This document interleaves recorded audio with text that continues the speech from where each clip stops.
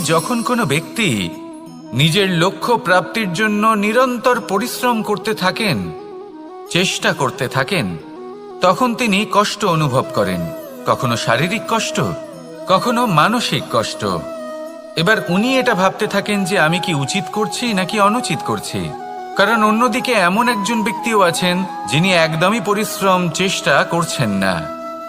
তিনি মদিরা পান করেন, বিলাসিতায় জীবন কাটান, অলস প্রকৃতির হয়ে ওঠেন, নিদ্রাতে বিলীন হয়ে থাকেন আর ভাবেন যে তিনি সুখ লাভ করছেন।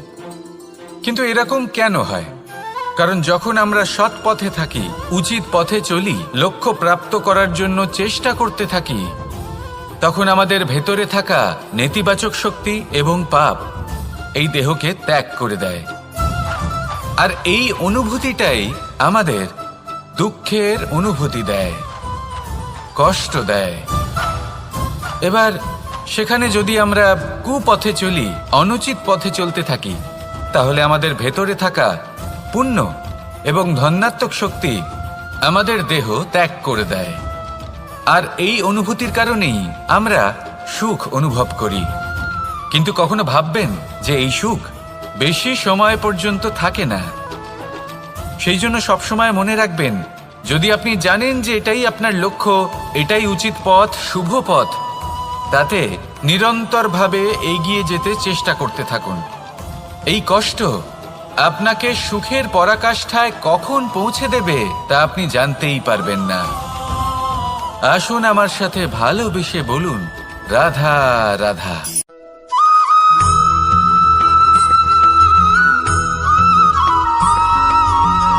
মানুষের মানসিকতা এমন হয় যে সে যতটা করে আশা করে যে তার থেকে অনেক বেশি তার বদলে সে পাবে।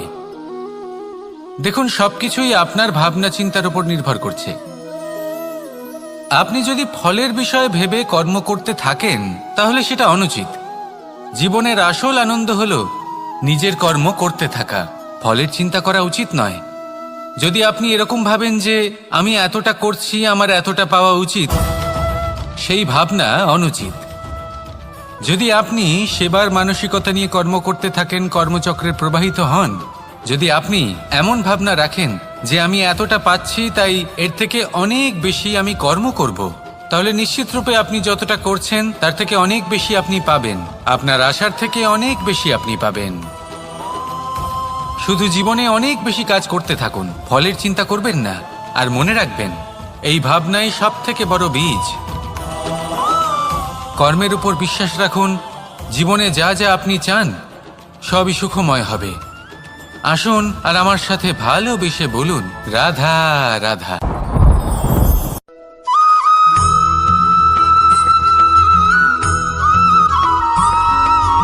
আমাদের শরীর প্রকৃতির সর্বশ্রেষ্ঠ রচনা। যে অঙ্গ প্রত্যঙ্গ আমরা লাভ করেছি প্রত্যেকটির মধ্যে একটি নিজস্ব বার্তা রয়েছে। একটু ভেবে দেখুন, দুটি চোখ দিয়েছে দেখার জন্য, দুটি কান দিয়েছে শোনার জন্য, নাসিকাও আছে দুটি, দুটি হাত দিয়েছে দ্বিগুণ পরিশ্রম করার জন্য। কিন্তু জীব শুধুমাত্র একটি, তার উপরেও তীক্ষ্ণ বলিষ্ঠ দাঁত দিয়েছে তার রক্ষার জন্য। কখনো ভেবে দেখেছেন কেন?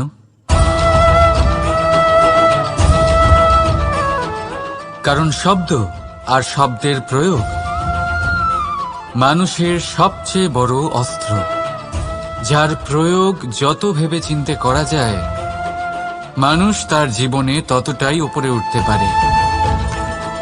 তাহলে মনে রাখুন, দেখুন, শুনুন আর বুঝুন বেশি, বলুন কম। রাধা রাধা।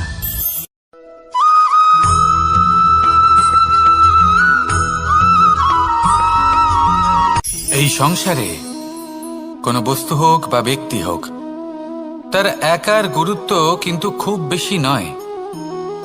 একটা উদাহরণ হিসেবে বৃষ্টির ফোঁটাকে ভেবে দেখুন। যদি একটি বৃষ্টির ফোঁটা হয় তাহলে তার খুব বেশি গুরুত্ব থাকে না। কিন্তু যখন সহস্র বৃষ্টির ফোঁটা মেঘের মধ্যে দিয়ে ঝরে পড়ে তখন সেটা বর্ষার রূপ ধারণ করে। সেই বর্ষা যা এই প্রকৃতিকে শান্ত করে। সেইভাবেই পাথরের ছোট টুকরো তার খুব বেশি গুরুত্ব থাকে না, কিন্তু যখন অসংখ্য পাথরের টুকরো একত্রিত হয় তখন তা পর্বতের আকার ধারণ করে। সেইভাবেই কিছু মানুষ যখন একত্রিত হন তখন তৈরি হয় পরিবার, কিছু পরিবার যখন একত্রিত হয় তখন তৈরি হয় সমাজ, যখন অনেক সংখ্যক সমাজ একত্রিত হয় তখন তৈরি হয় রাজ্য। এবার এই রাজ্যের সবথেকে গুরুত্বপূর্ণ ব্যক্তি হতে পারেন রাজা, কিন্তু তাও সেই রাজা একা কিছু করতে পারেন না। যুদ্ধ লড়ার সময় তারও নিজের সৈন্যদলকে প্রয়োজন পড়ে। কিন্তু এই সংসারে এমন একজন ব্যক্তি আছেন যিনি একাই সব কাজ করতে থাকেন, এবং সেই ব্যক্তি হলেন মা। আমাদের জীবনে একজন পিতার ভূমিকা কিন্তু নিঃসন্দেহে অমূল্য, কিন্তু আমাদের সকলের জীবনে যে ভূমিকা একজন মায়ের তা অন্য কারোর থাকে না। একজন মা একাই সন্তানকে বড় করতে পারেন, সংস্কারী করে তুলতে পারেন, তার জন্য পরিশ্রম করেন। আর এত কিছু কাজ করার পরেও তার কাজের জন্য তিনি প্রশংসা অবশ্য পান না। উল্টে যদি সেই সন্তান অনুচিত পথে চালিত হয়, অনুচিত কর্ম করে, তখন সেই মাকেই অপবাদের পাত্র হয়ে উঠতে হয়। আমাদের জীবনে মায়ের যোগদান কতটা সেটা বুঝুন। আপনাকে বড় করে তোলার জন্য উনি কতটা পরিশ্রম করেছেন সেটা বুঝুন। আজ থেকে, এখন থেকে, এই মুহূর্ত থেকে মাকে সম্মান করতে শিখুন। যখন সময় পাবেন, যখন সুযোগ হবে, তখন তার প্রশংসা করুন, ওনারও ভালো লাগবে। আর মায়ের এই মমতার জন্য, তার এই ভূমিকার জন্য আসুন সবাই মিলে আমরা তাকে প্রণাম করি, আর সকলে মিলে ভালোবেসে বলি রাধা রাধা।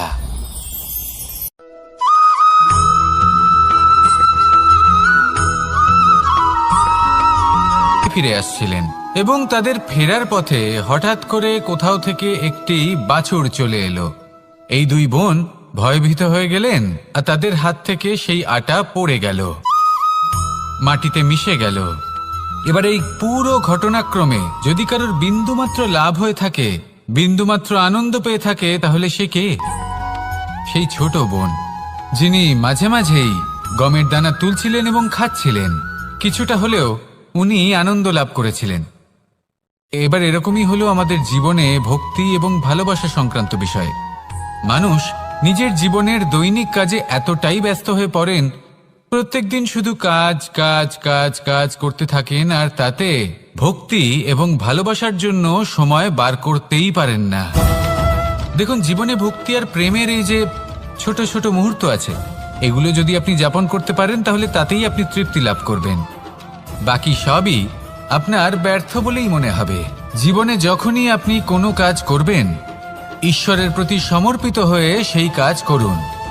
আর যখনই সময় পাবেন, তাহলে সেই সময় নিজের আপনজনদের দিন। যাদের আপনি ভালোবাসেন তাদের প্রতি যত্নবান হন, তাদের শুভাকাঙ্ক্ষী হন।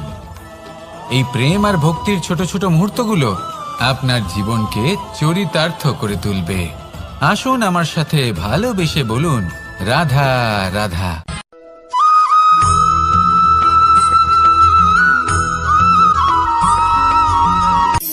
শক্তি শক্তি অর্জন করা এতটা কঠিন নয় যতটা শক্তি লাভ করার পরে সেই শক্তি সামলানো কঠিন হয়।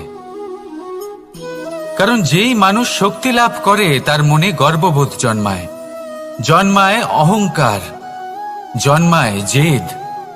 তাই শক্তি প্রাপ্ত করার সাথে বিনম্র থাকাও অত্যন্ত আবশ্যক। আর এটা আমাদের শেখা উচিত বৃক্ষের থেকে। বৃক্ষ যা আমাদের ফল দেয়, বৃক্ষ যা যত ফল দেয় ততটাই ঝুঁকে যায়।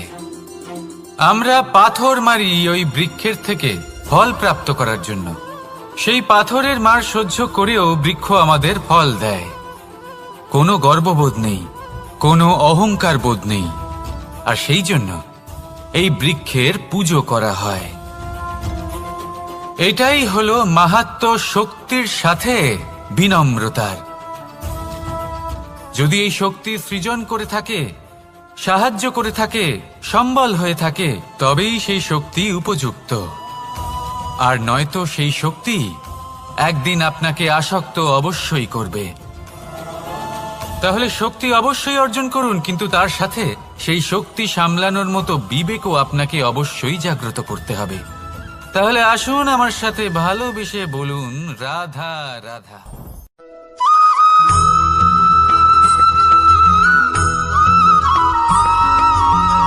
যখন আমরা কোনো বনে প্রবেশ করি,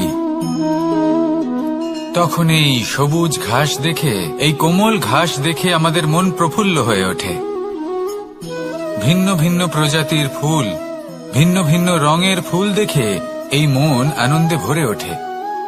এখানে শিশুরা আনন্দ লাভ করে, বড়রা ভোজন গ্রহণ করেন, কথাবার্তা বলেন, হাঁটাহাঁটি করে বেড়ান। এবার ভেবে দেখুন, যখন এই উপবনের নির্মাণ হয়েছিল সেই সময় যদি এই মাটিকে সঠিকভাবে খনন না করা হতো, যদি তাতে সঠিকভাবে বীজ রোপণ না করা হতো, যদি কোনো সংঘর্ষ না হতো, পরিশ্রম না করা হতো, যদি চলতে চলতে পায়ে কাঁটা না বিঁধে যেত, তাহলে এই সুন্দর বন দেখে আমরা কি এই আনন্দ লাভ করতে পারতাম? কখনোই নয়। ধরুন কোনো নদীর তটে সুন্দর একটি বন আছে, সেই বনের আনন্দ লাভ করতে গেলে আপনাকে সেই নদী পার করতেই হবে। যদি সুখের নদীর কাছে পৌঁছতে চান, তাহলে তটে যে কাঁটা রয়েছে সেগুলোর সাথে সংঘর্ষ করতেই হবে। এই সংসারে যদি আপনি সুখ লাভ করতে চান, তাহলে সুখ লাভের এই যাত্রা শুরু করতে হবে সংঘর্ষ দ্বারা। তাহলে সংঘর্ষকে স্বাগত জানান, এর পেছনেই সুখ রয়েছে যা আপনার জন্য অপেক্ষা করছে। এবার হাসুন আর আমার সাথে ভালোবেসে বলুন, রাধা।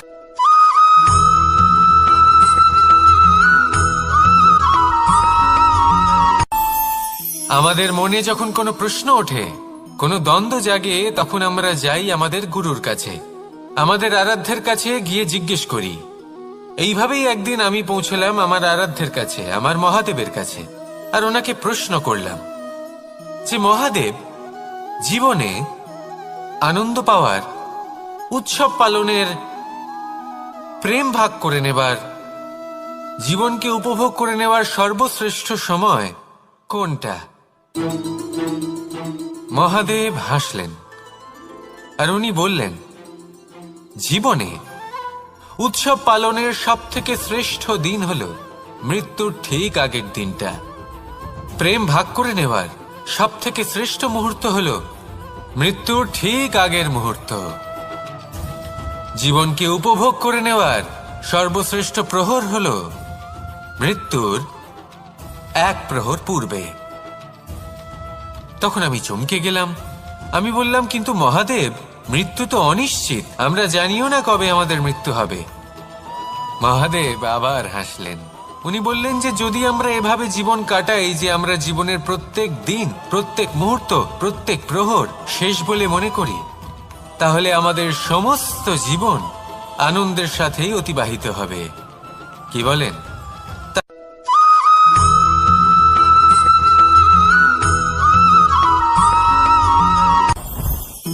জীবনে কিছু শেখা অত্যন্ত গুরুত্বপূর্ণ।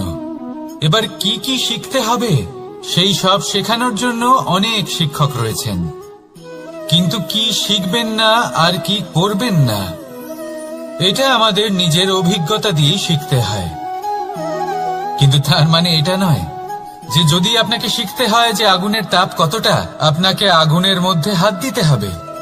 না, অন্য কারোর অভিজ্ঞতা দ্বারাও শিখতে পারেন।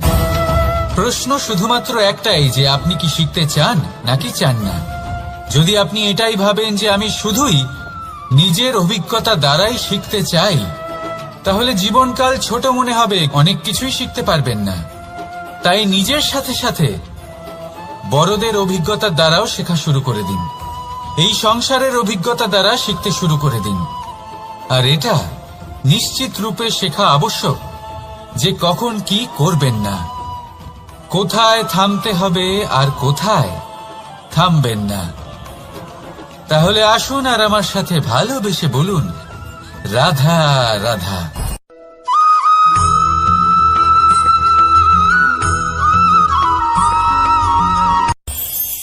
এই সংসারে আমরা প্রকাশ কোথা থেকে পাই? এর উত্তর বড়ই সরল।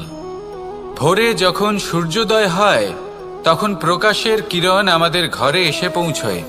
এইভাবেই আমরা প্রকাশ লাভ করি। এবার এই প্রকাশের আলোতেই আমরা সারাদিনের কাজ সম্পন্ন করি। সন্ধে হয়ে যায়, সূর্যাস্তও হয়ে যায়। আর আমাদের ঘর যাতে অন্ধকার না হয় তার জন্য আমরা একটা প্রদীপ প্রজ্বলিত করি। এটাই ঘটে আমাদের জীবনেও।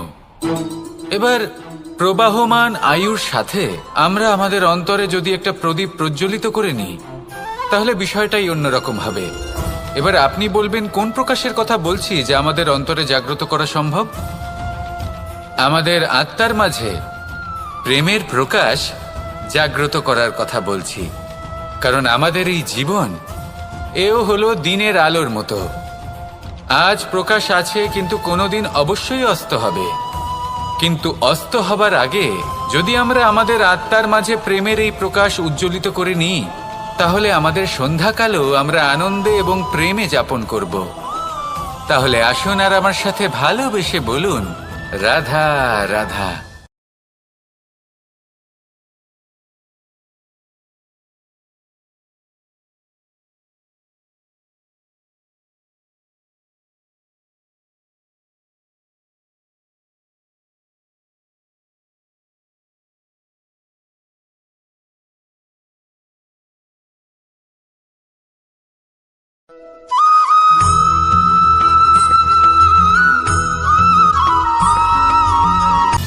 সময়, জীবন, কাল।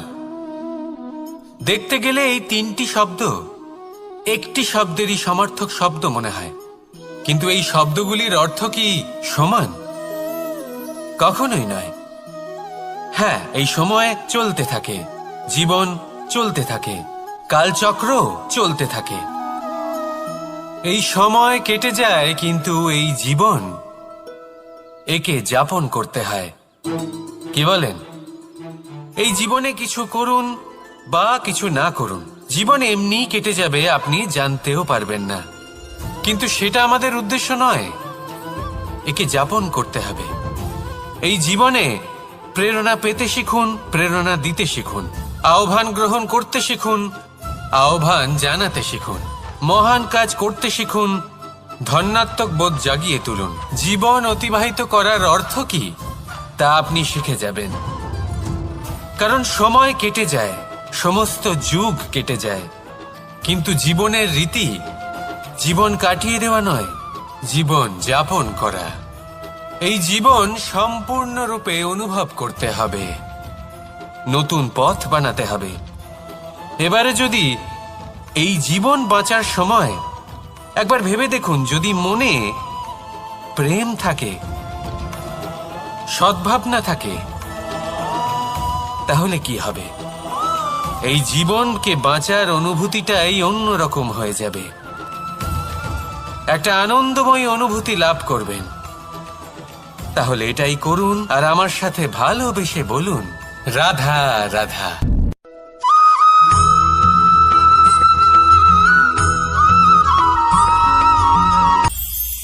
এটা হলো ধান গাছ। এর থেকে যে চাল উৎপন্ন হয় তা মানুষ গ্রহণ করেন। আর এটা কি? এ হলো জংলি ঘাস। একবার ভেবে দেখুন, যদি এই জংলি ঘাস ধান গাছের আশেপাশে থাকে তাহলে কি হবে? ধান উৎপন্ন হতে পারবে? তা উৎকৃষ্ট হতে পারবে? আমরা কি তা গ্রহণ করতে পারবো? কখনোই নয়। এই জংলি ঘাস ধানকে নষ্ট করে দেবে, কিন্তু নিজে জীবিত থাকবে। এটাই হলো আজকের শিক্ষা। এই সংসারে যদি আপনি নীতির পথে চলতে চান, উচিত কর্ম করতে চান, সংসারকে সেবা করতে চান, তাহলে জংলি ঘাসের মতো ব্যক্তিদের থেকে সবসময় দূরে থাকতে হবে। সেই ব্যক্তি যারা দুর্নীতি এবং মিথ্যা দ্বারা পরিপূর্ণ, যাদের ব্যবহার অশুভ, যাদের অনেক অশুভ গুণ রয়েছে, তারা সঠিক নয়। সেই সকল ব্যক্তি যাদের চরিত্র অত্যন্ত দুষ্ট হয়, তারা হয় শুভ চরিত্রের ব্যক্তিকে একদম নষ্ট করে দেয়, নয় নিজের মতো বানিয়ে তোলে। তাই যদি আপনি নীতির পথে চলতে চান, এই সংসারের জন্য শুভ কর্ম করতে চান, তাহলে সেই সঙ্গ লাভ করুন যে সঙ্গ জ্ঞানে পরিপূর্ণ, যাদের মধ্যে অনেক গুণ আছে, যাদের থেকে প্রতিদিন কিছু শিখতে পারবেন। এমন ব্যক্তির সাথে জীবন অতিবাহিত করুন, দুরাচারীদের থেকে দূরে থাকুন। তবেই এই মন প্রসন্ন হয়ে বলবে, রাধা রাধা।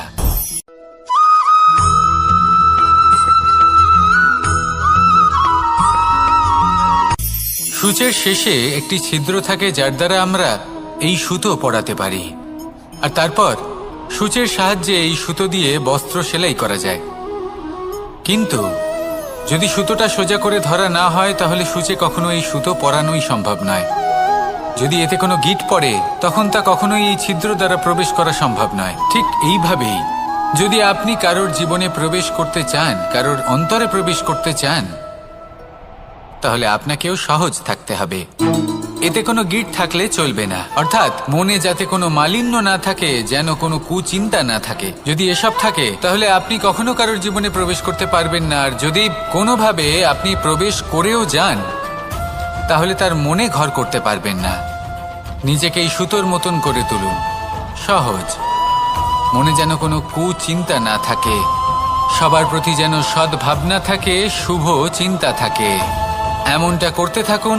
এমন একটা দিন আসবে যেদিন এই সমস্ত সংসারের ব্যক্তির মনে আপনি বাস করবেন, আর তখন এই মন প্রসন্ন হয়ে বলবে, রাধা রাধা।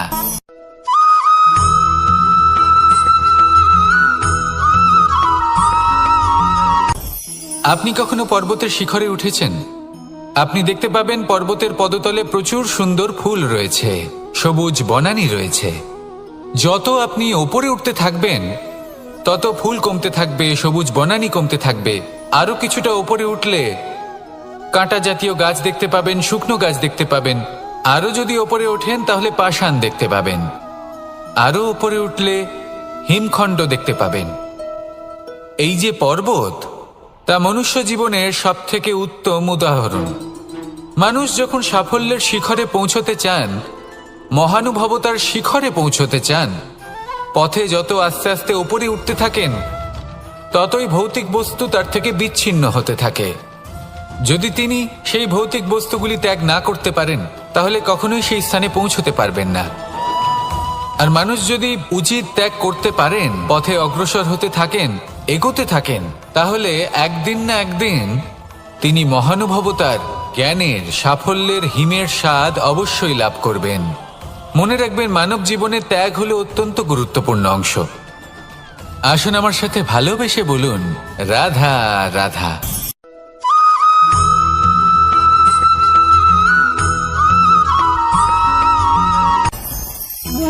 ভোজন। এবার ভোজন সংগ্রহ করার জন্য মানুষ কি না করেন, সব সময় চেষ্টা করতে থাকেন। ফসল উৎপাদনের জন্য অনেক পরিশ্রম করতে থাকেন, কিন্তু অনেক সময় অনেক পরিশ্রম করার পরেও ফসল ভালো উৎপাদন হয় না। এর কারণ কি? কারণ হলো এটাই যে আপনি পরিশ্রম হয়তো অনেক করেছেন, কিন্তু আপনার নজর তো সেই বীজের দিকে ছিলই না যা আপনি রোপণ করেছেন। সেই জন্য সব সময় কোনো বীজ রোপণ করার আগে তাকে পরখ করে দেখুন, তা অত্যন্ত আবশ্যক। আর সেইভাবেই যখনই কোনো কর্মের প্রশ্ন আসে, তাহলে সেখানে শুধুমাত্র পরিশ্রম যথেষ্ট নয়। সেই কাজের প্রতি আপনার কর্তব্য কি, আপনার উদ্দেশ্য কি, সেটা জানা হলো অত্যন্ত গুরুত্বপূর্ণ। তাই কর্ম করুন, কিন্তু সেই কর্মের প্রতি আপনার যা উদ্দেশ্য, তার মাহাত্ম্য বুঝতে চেষ্টা করুন। তাহলে আসুন আমার সাথে ভালোবেসে বলুন, রাধা রাধা।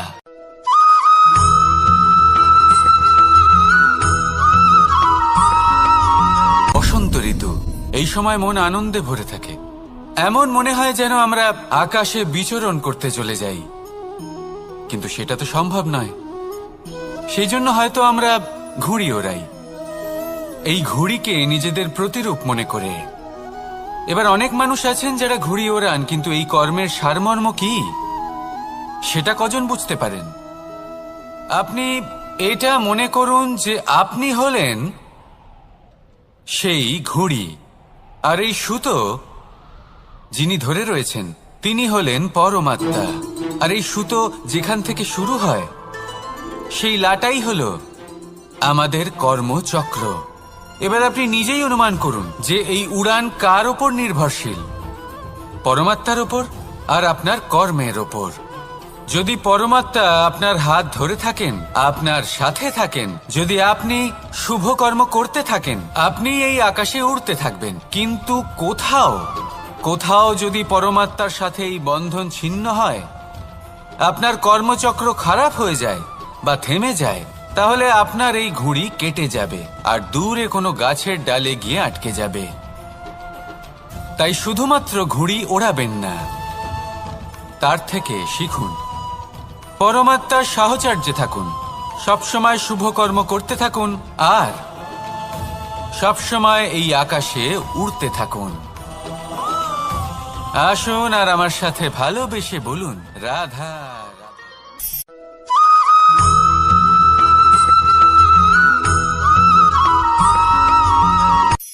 এই সংসারে সাফল্য লাভ করার জন্য জ্ঞানের প্রয়োজন হয়, পরিশ্রমের প্রয়োজন হয়, দৃঢ় নিষ্ঠার প্রয়োজন হয়, নিরন্তর চেষ্টা করা প্রয়োজনীয়। কিন্তু আরো কিছু আছে যা অত্যন্ত প্রয়োজনীয় এবং গুরুত্বপূর্ণ।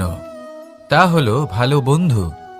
তাদের থাকা অত্যন্ত প্রয়োজনীয়। যদি ভালো বন্ধু থাকে তাহলে সময় এলে তারা ঢাল হয়ে আপনাকে সুরক্ষা করবেন। সময় এলে অস্ত্রের মতো শত্রুকে সংহারও করবেন।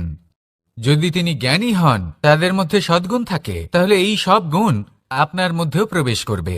তাহলে সাফল্যের জন্য ভালো বন্ধু পাওয়া অত্যন্ত প্রয়োজনীয়।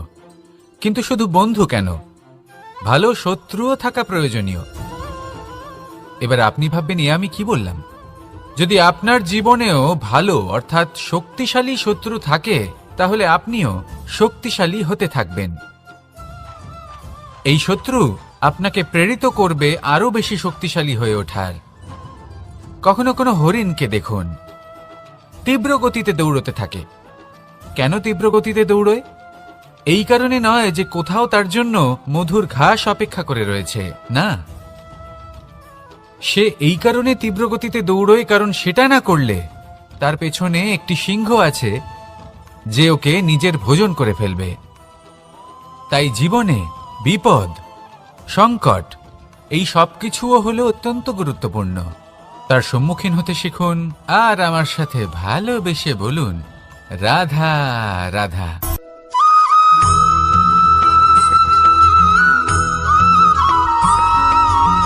ভালো, শুধু ওনাদের কঠোর ব্যবহার দেখলে আমরা একটু ভয় পেয়ে যাই।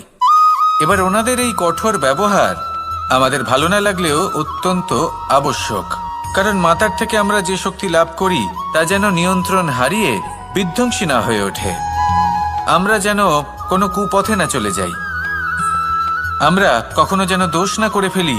শুধু সেই জন্য পিতা এবং গুরু একটু কঠোর হয়ে ওঠেন, এবং ওনাদের এই কঠোর আচরণ ভবিষ্যতে গিয়ে আমরা অবশ্যই বুঝতে পারি।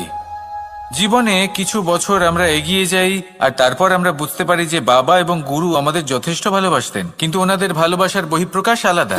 প্রয়োজনীয় হলো এটা দেখার, এটা বোঝার যে শুরু থেকে আমাদের প্রতি ওনাদের আচরণ কেমন ছিল। ওনাদের কঠোর হওয়ার পেছনে ওনাদের ভালোবাসাটা বোঝার চেষ্টা করুন, ওনাদের চিন্তাটা বোঝার চেষ্টা করুন, ওনাদের পথপ্রদর্শনের আড়ালে আপনার ভবিষ্যতের জন্য যে পরিকল্পনা ওনারা করেছেন সেটা বোঝার চেষ্টা করুন। তখন আপনারা বুঝতে পারবেন ওনাদের ভালোবাসাকে।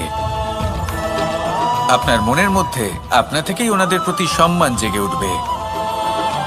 নিজের পিতা এবং নিজের গুরু এই দুজনের প্রতি কৃতজ্ঞতা প্রকাশ করুন আর আমার সাথে ভালোবেসে বলুন, রাধা রাধা।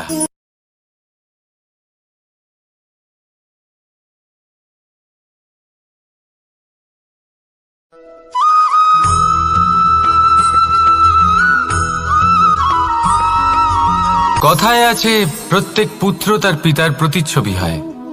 আর সমস্ত প্রতিচ্ছবি চায় যেন সে তার অস্তিত্ব প্রাপ্ত করতে পারে।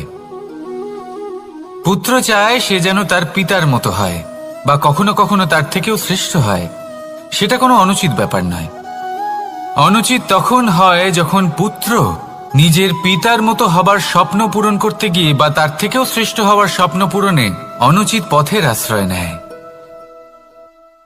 কারণ তারপরে সে তার পিতার গুণগুলি আত্মসাৎ করতে চায় না। সে শুধুই এটা চায় যে সংসারের চোখে যেন আমি শ্রেষ্ঠ প্রমাণিত হই। এটা অনুচিত। সংসারে এমন অনেক মানুষ আছেন যারা এই কারণে শ্রেষ্ঠ হওয়ার চেষ্টা করেন যাতে তার পরিবারের তার পিতার সম্মান বৃদ্ধি পায়। এমনও মানুষ থাকেন। আর এটাই হলো পার্থক্য উদ্দেশ্যের। মনে রাখবেন, যদি আপনার উদ্দেশ্য শুভ হয় তাহলে পথও শুভ হবে। যদি আপনার উদ্দেশ্য অশুভ হয় তাহলে পথও অশুভ হবে।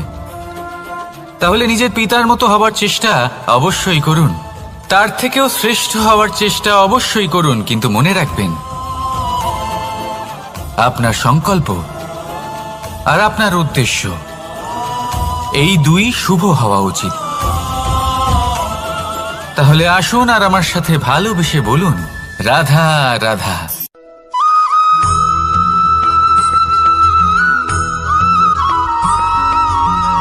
আপনি কখনো কোনো বাজকে নিজের বাসা বানাতে দেখেছেন?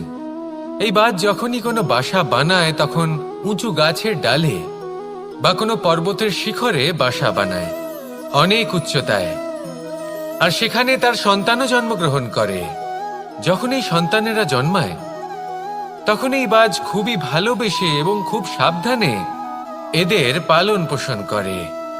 নিজের ঠোঁট দিয়ে তাদের ঠোঁটে খাবার পরিবেশন করে। কিন্তু যেই সেই সন্তানেরা হৃষ্টপুষ্ট হয়ে যায় এবং সেই কথা বাজ নিজে বুঝতে পেরে যায়, সেই বাজ নিজেই সেই বাসা ছিন্ন ভিন্ন করে দেয়। সেই সন্তান যাদের সবেমাত্র ডানা গজিয়েছে, কিভাবে উড়তে হয় তারা জানে না, সেই সন্তানগুলিকে উচ্চতা থেকে ঠেলে দেয়। সেই সন্তান প্রথমে ভয়ভীত হয়ে যায়। তারা সামনে মৃত্যুকে দেখতে পেয়ে ভয়ের কারণে তাদের ডানা ঝাপটাতে থাকে। আর সেই প্রক্রিয়াতেই সেই সন্তানগুলি উড়তে শুরু করে দেয়। এবার এই ঘটনায় আমরা কি শিক্ষা পেতে পারি? এটাই, যদি আপনি মাতা পিতা হন তাহলে নিজের সন্তানকে অবশ্যই স্নেহ করুন, কিন্তু তাদেরকে নিজের আঁচলের তলায় বেঁধে রাখবেন না। যদি আপনি চান আপনার সন্তান জীবনে উন্নতি করুক, তাহলে নিজের মুঠো থেকে তাদের স্বতন্ত্র করে দিন। এই সংসারে সংঘর্ষ করতে দিন। সেই সন্তান নিজেই বুঝতে পারবে যে জন্মের সময় পাওয়া ডানা কি করে ব্যবহার করতে হয়। আর আপনার চোখের সামনে আপনার সন্তান এই আকাশে উড়তে থাকবে। তাহলে আসুন আমার সাথে ভালোবেসে বলুন, রাধা রাধা।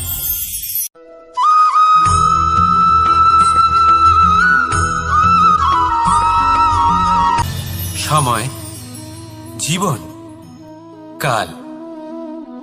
দেখতে গেলে এই তিনটি শব্দ একটি শব্দেরই সমার্থক শব্দ মনে হয়, কিন্তু এই শব্দগুলির অর্থ কি সমান? কখনোই নয়। হ্যাঁ, এই সময় চলতে থাকে, জীবন চলতে থাকে, কালচক্র চলতে থাকে। এই সময় কেটে যায়, কিন্তু এই জীবন একে যাপন করতে হয়। কি বলেন? এই জীবনে কিছু করুন বা কিছু না করুন, জীবন এমনি কেটে যাবে, আপনি জানতেও পারবেন না। কিন্তু সেটা আমাদের উদ্দেশ্য নয়। একে যাপন করতে হবে। এই জীবনে প্রেরণা পেতে শিখুন, প্রেরণা দিতে শিখুন, আহ্বান গ্রহণ করতে শিখুন, আহ্বান জানাতে শিখুন, মহান কাজ করতে শিখুন, ধন্যাত্মক বোধ জাগিয়ে তুলুন। জীবন অতিবাহিত করার অর্থ কি তা আপনি শিখে যাবেন। কারণ সময় কেটে যায়, সমস্ত যুগ কেটে যায়, কিন্তু জীবনের রীতি জীবন কাটিয়ে দেওয়া নয়, জীবন যাপন করা। এই জীবন সম্পূর্ণরূপে অনুভব করতে হবে, নতুন পথ বানাতে হবে।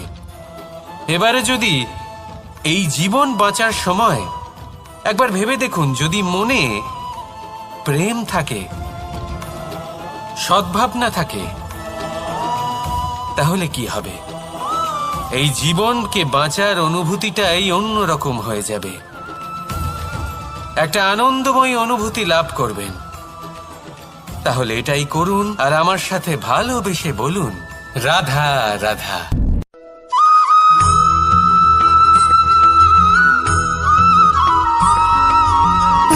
সুখ, দুঃখ এবং শক্তি, এই তিন হলো এই সংসারের ত্রিদেবের মতো। আমাদের জীবনে যা কিছু ঘটছে এই তিনটির ভিত্তির উপরেই হচ্ছে। আসলে এই সংসারের একটা নিয়ম আছে, যখনই আপনি কিছু লাভ করেন এই সংসার আপনার পরীক্ষা নেয়।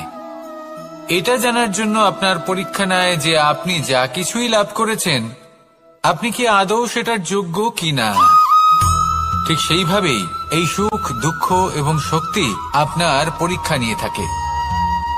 যখন সুখ আসে তখন সে আপনার পরীক্ষা নেয় যে আপনার মধ্যে অহংবোধ জাগ্রত হয়নি তো।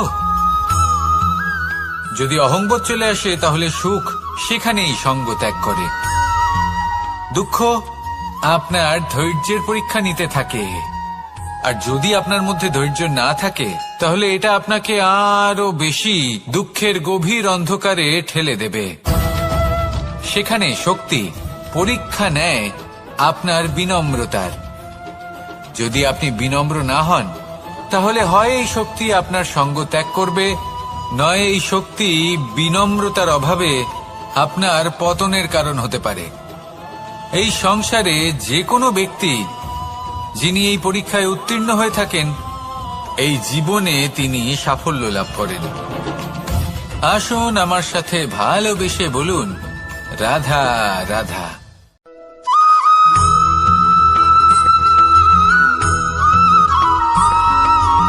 কখনো কখনো আমরা ভাবি যে কোনো ব্যক্তি যিনি ধর্মের পথে চলেছেন, যদি তার দ্বারা কোনো ভুল হয়ে থাকে তাহলে নিয়তি তাকে সেই মুহূর্তেই কঠোর শাস্তি দেন। কিন্তু সেই সব মানুষ যারা সংসারের সবথেকে বড় অধর্মী, বহু নিকৃষ্ট মানের কাজ করেন, তাদের নিয়তি অনেক সুযোগ দেন। তাদের নিয়তি এরকম কঠোর প্রহার করেন না। এই ভাবনা কখনো না কখনো মনে আসেই। ভেবে দেখুন কেন। আসলে জীবনকে বেশিরভাগ মানুষ একভাবেই দেখে থাকেন, বিভিন্ন স্তরে একে দেখা উচিত। এবার আপনি বলুন, এই সংসারে কোনো অধর্মী কখনো প্রেরণার উৎস হতে পারেন? কখনোই নয়। যে মানুষ নিজের আত্মাকে মলিন করে ফেলেছেন তিনি এই সংসারকে কিভাবে প্রেরণা যোগাবেন? উনি নিজেই বুঝতে পারেন না কোনটা করা উচিত, ধর্ম কোনটা। তাই নিয়তি তাকে একটা সুযোগ দেন, এটা বোঝার সুযোগ দেন যে কোনটা উচিত, কোনটা ধর্ম। সুযোগ দেন নিজের বিবেক জাগিয়ে তোলার, তাকে সুযোগ দেন নিজের অন্তরাত্মার ডাক শোনার। যখন তাতেও কাজ হয় না তখন নিয়তির কাছে একটাই পথ বাকি থাকে, আর তা হল মহাবিনাশ। মহাবিনাশ হয়তো দেরিতেই আসতে পারে, কিন্তু তা অবশ্যই আসবে। আর যখন মহাবিনাশ আসে তখন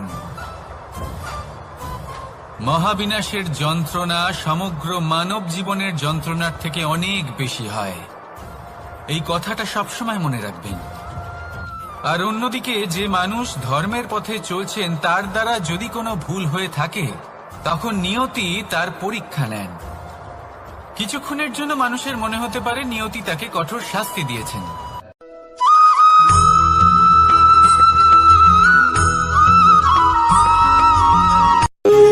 যখন মানুষের মৃত্যু হয় তখন কি হয়? অনেক সংখ্যক মানুষ শোক পালন করতে চলে আসেন। যে ব্যক্তি মৃত্যু লাভ করেছেন তার অনেক বস্তু থাকে যেগুলো তার প্রিয়, যেগুলো তিনি ব্যবহার করেছেন। তার শয্যা, তার বস্ত্র, তার আভূষণ সবকিছু তার থেকে বিচ্ছিন্ন করা হয় এবং খালি হাতে তাকে শ্মশানের উদ্দেশ্যে রওনা করা হয়। আমি আপনাকে এই প্রশ্ন করতে চাই, আপনি এই সংসারে কি অর্জন করেছেন? ধন সম্পত্তি, বস্ত্র, আভূষণ, এই সব কিছু যে আপনি অর্জন করেছেন আপনার মৃত্যুর পরে তা আপনার থেকে দূর হয়ে যাবে। এর উত্তর হলো একটাই, আপনার কর্ম। শুধু সেটাই আছে যা একান্ত আপনার, আর শুধু সেটাই এই সংসার থেকে চলে যাওয়ার পরেও সংসারেই জীবিত থাকবে। যদি আপনি দুষ্কর্ম করেন তাহলে এই সংসার আপনাকে একটি অনুচিত উদাহরণ হিসেবে মনে রাখবে যে এই ব্যক্তি খুব পাপী ছিল, অনুচিত কর্ম করতেন। যে পথে তিনি চলেছেন সেই পথে কারোর চলা উচিত নয়। সেখানেই যদি আপনি সৎকর্ম করেন তাহলে সংসার চিরকাল এটাই বলবে যে খুব ভালো মানুষ ছিলেন, সবাইকে ভালোবাসতেন, সবাইকে সাহায্য করতেন, আমার খুব প্রিয় মানুষ ছিলেন। এটাই হলো শ্রেষ্ঠ কর্ম। সেই জন্য জীবনে শুধুমাত্র ধন সম্পত্তি আভূষণ এই সব অর্জন করতে গিয়ে নিজের মনোনিবেশ করবেন না। শ্রেষ্ঠ কর্ম করুন। সংসার থেকে চলে যাওয়ার পরেও এই কর্মই এই সংসারে আপনাকে জীবিত রাখবে। আসুন আমার সাথে ভালোবেসে বলুন, রাধা রাধা।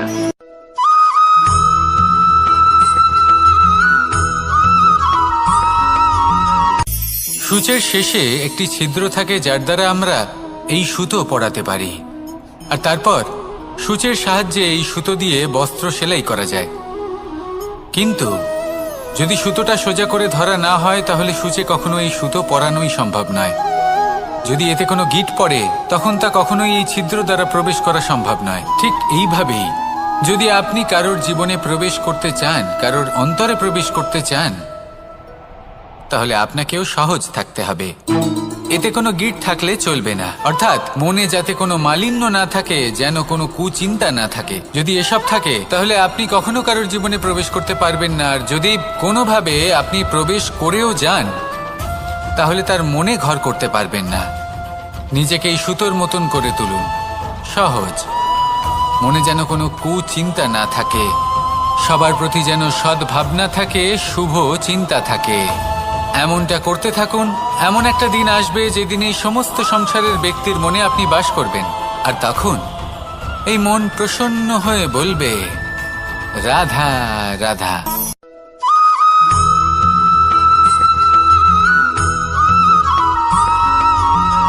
পিতা আর পুত্রের সম্পর্ক অত্যন্ত মধুর হয়ে থাকে।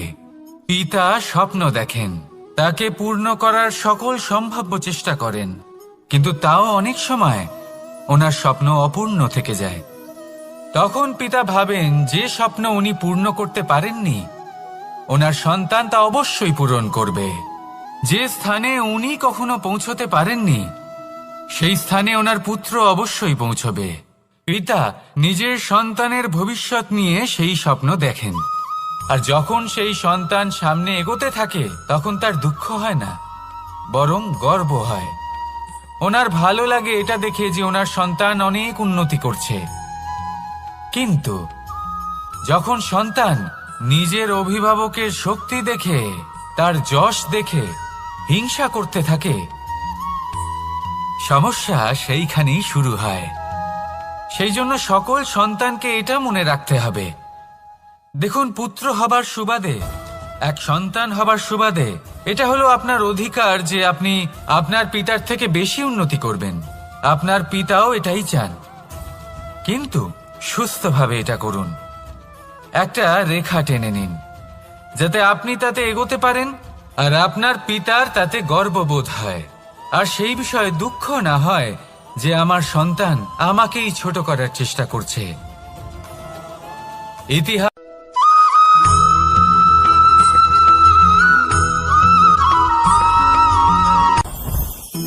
জীবনে কিছু শেখা অত্যন্ত গুরুত্বপূর্ণ। এবার কি কি শিখতে হবে সেই সব শেখানোর জন্য অনেক শিক্ষক রয়েছেন, কিন্তু কি শিখবেন না আর কি করবেন না এটা আমাদের নিজের অভিজ্ঞতা দিয়ে শিখতে হয়।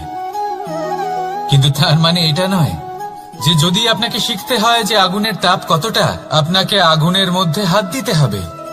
না, অন্য কারোর অভিজ্ঞতা দ্বারাও শিখতে পারেন। প্রশ্ন শুধুমাত্র একটাই যে আপনি কি শিখতে চান নাকি চান না। যদি আপনি এটাই ভাবেন যে আমি শুধুই নিজের অভিজ্ঞতা দ্বারাই শিখতে চাই, তাহলে জীবনকাল ছোট মনে হবে, অনেক কিছুই শিখতে পারবেন না। তাই নিজের সাথে সাথে বড়দের অভিজ্ঞতার দ্বারাও শেখা শুরু করে দিন। এই সংসারের অভিজ্ঞতা দ্বারা শিখতে শুরু করে দিন। আর এটা নিশ্চিত রূপে শেখা আবশ্যক যে কখন কি করবেন না, কোথায় থামতে হবে আর কোথায় থামবেন না। তাহলে আসুন আর আমার সাথে ভালোবেসে বলুন, রাধা রাধা।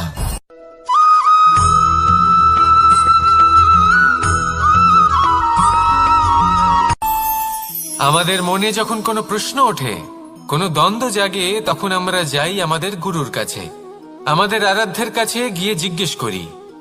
এইভাবেই একদিন আমি পৌঁছলাম আমার আরাধ্যের কাছে, আমার মহাদেবের কাছে, আর ওনাকে প্রশ্ন করলাম যে মহাদেব, জীবনে আনন্দ পাওয়ার, উৎসব পালনের, প্রেম ভাগ করে নেবার, জীবনকে উপভোগ করে নেওয়ার সর্বশ্রেষ্ঠ সময় কোনটা?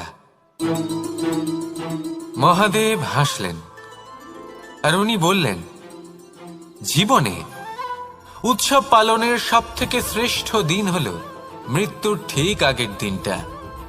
প্রেম ভাগ করে নেওয়ার সবথেকে শ্রেষ্ঠ মুহূর্ত হল মৃত্যুর ঠিক আগের মুহূর্ত। জীবনকে উপভোগ করে নেওয়ার সর্বশ্রেষ্ঠ প্রহর হল মৃত্যুর এক প্রহর পূর্বে। তখন আমি চমকে গেলাম। আমি বললাম, কিন্তু মহাদেব, মৃত্যু তো অনিশ্চিত, আমরা জানিও না কবে আমাদের মৃত্যু হবে। মহাদেব আবার হাসলেন। উনি বললেন যে যদি আমরা এভাবে জীবন কাটাই যে আমরা জীবনের প্রত্যেক দিন, প্রত্যেক মুহূর্ত, প্রত্যেক প্রহর শেষ বলে মনে করি, তাহলে আমাদের সমস্ত জীবন আনন্দের সাথেই অতিবাহিত হবে। কি বলেন?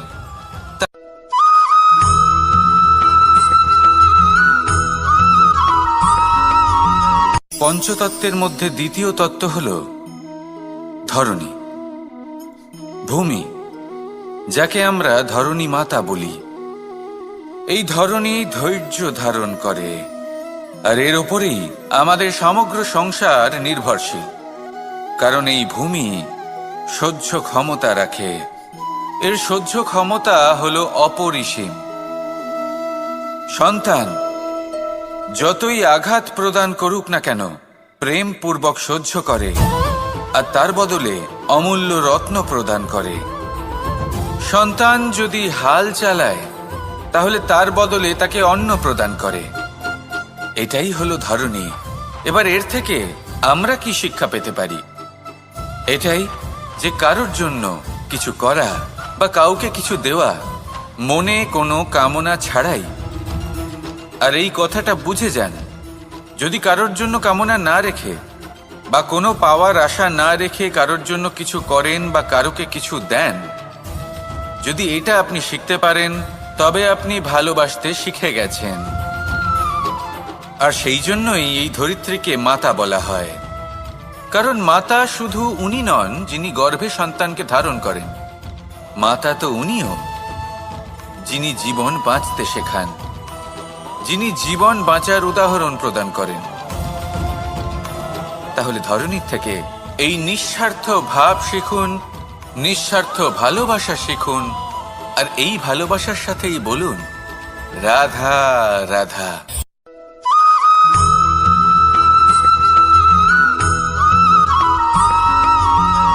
এই সংসারে কোনো বস্তু হোক বা ব্যক্তি হোক, তার একার গুরুত্ব কিন্তু খুব বেশি নয়।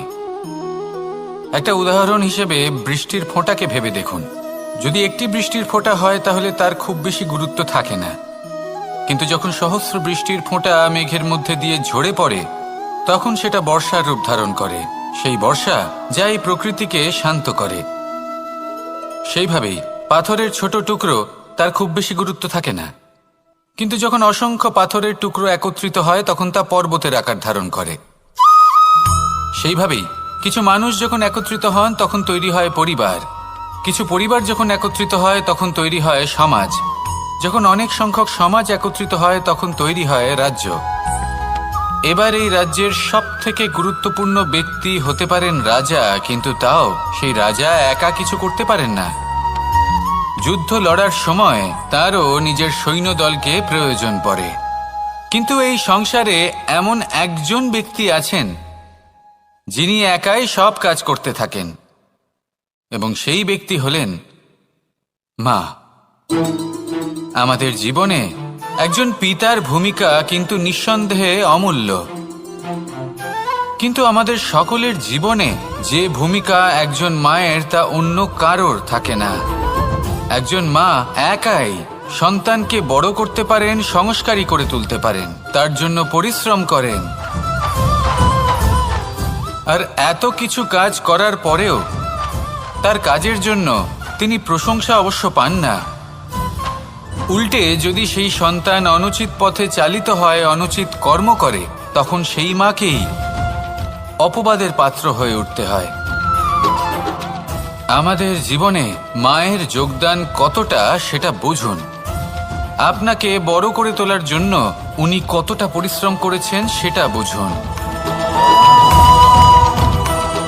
আজ থেকে, এখন থেকে, এই মুহূর্ত থেকে মাকে সম্মান করতে শিখুন। যখন সময় পাবেন, যখন সুযোগ হবে, তখন তার প্রশংসা করুন, ওনারও ভালো লাগবে। আর মায়ের এই মমতার জন্য, তার এই ভূমিকার জন্য আসুন সবাই মিলে আমরা তাকে প্রণাম করি, আর সকলে মিলে ভালোবেসে বলি, রাধা রাধা।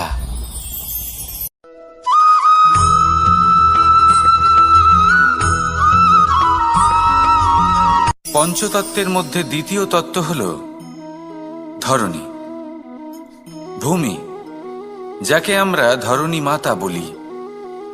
এই ধরণী ধৈর্য ধারণ করে, আর এর ওপরেই আমাদের সমগ্র সংসার নির্ভরশীল।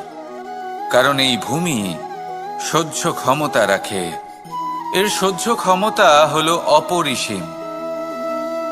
সন্তান যতই আঘাত প্রদান করুক না কেন, প্রেম পূর্বক সহ্য করে, আর তার বদলে অমূল্য রত্ন প্রদান করে। সন্তান যদি হাল চালায়, তাহলে তার বদলে তাকে অন্ন প্রদান করে। এটাই হলো ধরণী। এবার এর থেকে আমরা কি শিক্ষা পেতে পারি? এটাই যে কারোর জন্য কিছু করা বা কাউকে কিছু দেওয়া মনে কোনো কামনা ছাড়াই। আর এই কথাটা বুঝে যান, যদি কারোর জন্য কামনা না রেখে বা কোনো পাওয়ার আশা না রেখে কারোর জন্য কিছু করেন বা কারোকে কিছু দেন, যদি এটা আপনি শিখতে পারেন, তবে আপনি ভালোবাসতে শিখে গেছেন। আর সেই জন্যই এই ধরিত্রীকে মাতা বলা হয়। কারণ মাতা শুধু উনি নন যিনি গর্ভে সন্তানকে ধারণ করেন, মাতা তো উনিও যিনি জীবন বাঁচতে শেখান, যিনি জীবন বাঁচার উদাহরণ প্রদান করেন। তাহলে ধরণীর থেকে এই নিঃস্বার্থ ভাব শিখুন, নিঃস্বার্থ ভালোবাসা শিখুন, আর এই ভালোবাসার সাথেই বলুন, রাধা রাধা।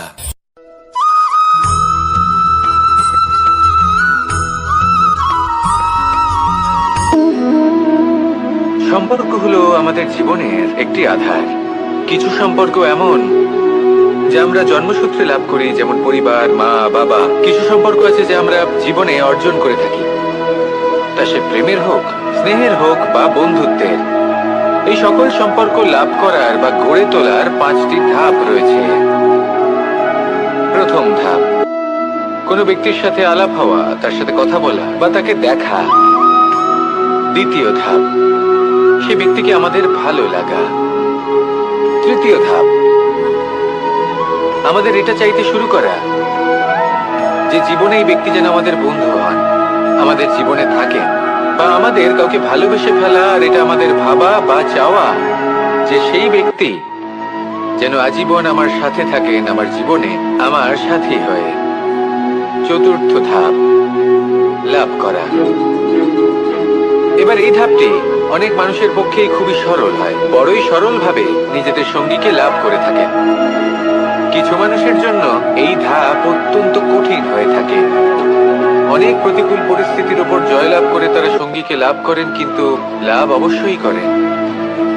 এরপরে আসে পঞ্চম, অন্তিম এবং সব থেকে গুরুত্বপূর্ণ ধাপ। সেটা হলো সেই সম্পর্ক পালন করা। এটা হলো এমন এক বিষয় যা প্রত্যেক মানুষের শেখা উচিত। যদি ব্যক্তি নিজের জীবনে সম্পর্ক রক্ষা করতে শিখে যান, তবে প্রত্যেক সম্পর্ক তার জীবনকে স্বর্গ করে তুলবে। আসুন আর আমার সাথে ভালোবেসে বলুন, রাধা রাধা।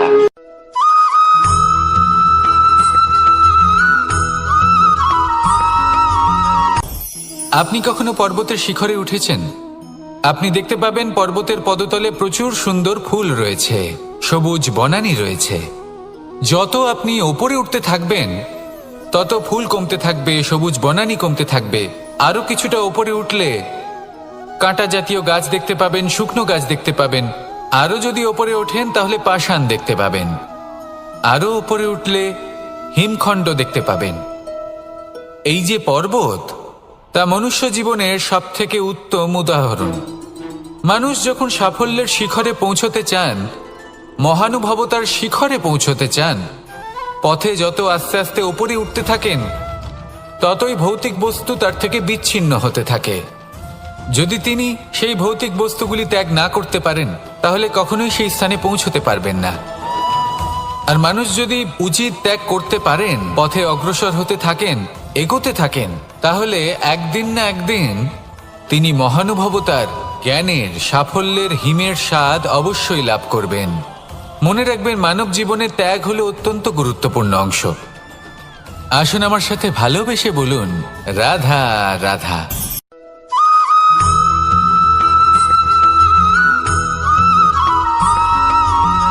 মানুষের মানসিকতা এমন হয় যে সে যতটা করে আশা করে যে তার থেকে অনেক বেশি তার বদলে সে পাবে। দেখুন, সবকিছুই আপনার ভাবনা চিন্তার উপর নির্ভর করছে। আপনি যদি ফলের বিষয়ে ভেবে কর্ম করতে থাকেন, তাহলে সেটা অনুচিত। জীবনের আসল আনন্দ হলো নিজের কর্ম করতে থাকা, ফলের চিন্তা করা উচিত নয়। যদি আপনি এরকম ভাবেন যে আমি এতটা করছি, আমার এতটা পাওয়া উচিত, সেই ভাবনা অনুচিত। যদি আপনি সেবার মানসিকতা নিয়ে কর্ম করতে থাকেন, কর্মচক্রে প্রবাহিত হন, যদি আপনি এমন ভাবনা রাখেন যে আমি এতটা পাচ্ছি, তাই এর থেকে অনেক বেশি আমি কর্ম করব, তাহলে নিশ্চিতরূপে আপনি যতটা করছেন তার থেকে অনেক বেশি আপনি পাবেন। আপনার আশার থেকে অনেক বেশি আপনি পাবেন। শুধু জীবনে অনেক বেশি কাজ করতে থাকুন, ফলের চিন্তা করবেন না। আর মনে রাখবেন, এই ভাবনাই সব থেকে বড় বীজ। কর্মের উপর বিশ্বাস রাখুন। জীবনে যা যা আপনি চান সবই সুখময় হবে।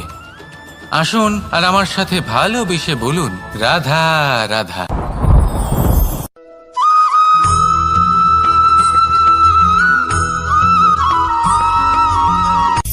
সূচের শেষে একটি ছিদ্র থাকে, যার দ্বারা আমরা এই সুতো পরাতে পারি। আর তারপর সূচের সাহায্যে এই সুতো দিয়ে বস্ত্র সেলাই করা যায়। কিন্তু যদি সুতোটা সোজা করে ধরা না হয়, তাহলে সূচে কখনো এই সুতো পরানোই সম্ভব নয়।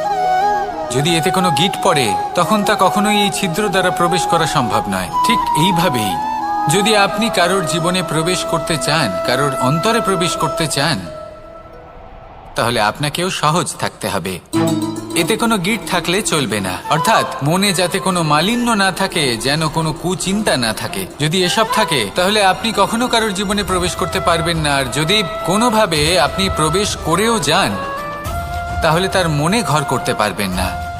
নিজেকে এই সুতোর মতন করে তুলুন, সহজ। মনে যেন কোনো কুচিন্তা না থাকে, সবার প্রতি যেন সদ্ভাবনা থাকে, শুভ চিন্তা থাকে। এমনটা করতে থাকুন। এমন একটা দিন আসবে যেদিন এই সমস্ত সংসারের ব্যক্তির মনে আপনি বাস করবেন। আর তখন এই মন প্রসন্ন হয়ে বলবে, রাধা রাধা।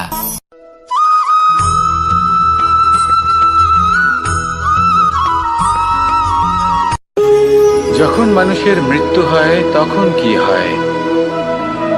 অনেক সংখ্যক মানুষ শোক পালন করতে চলে আসেন। যে ব্যক্তি মৃত্যু লাভ করেছেন, তার অনেক বস্তু থাকে যেগুলো তার প্রিয়, যেগুলো তিনি ব্যবহার করেছেন। তার শয্যা, তার বস্ত্র, তার আভূষণ, সবকিছু তার থেকে বিচ্ছিন্ন করা হয় এবং খালি হাতে তাকে শ্মশানের উদ্দেশ্যে রওনা করা হয়। আমি আপনাকে এই প্রশ্ন করতে চাই, আপনি এই সংসারে কি অর্জন করেছেন?